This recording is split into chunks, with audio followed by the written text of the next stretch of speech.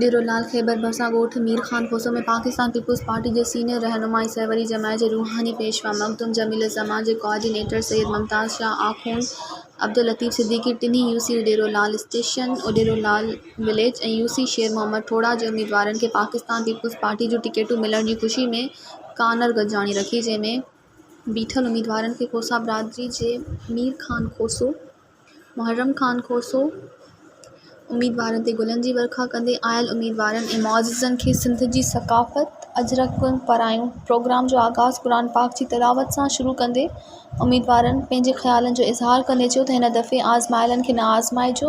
गुज़िरियल उम्मीदवारनि जूं काविशूं ऐं कारकर्दगियूं अवाम जे साम्हूं आहिनि। इन्हीअ लाइ महिनत करे पंहिंजे पैनल जे उम्मीदवारनि खे सुठी लीड सां कामयाबु कराईंदासीं। कानर गॾिजाणी में उम्मीदवारनि सां गॾोगॾु सियासी समाजी माण्हुनि वॾे अंग में शिरकत कई। मज़ीद ख़बरनि ऐं तफ़सीलात लाइ विज़िट कयो असांजी वेबसाइट www.awamiNewsHD.com ऐं ॾिसंदा रहो अवामी न्यूज़ HD।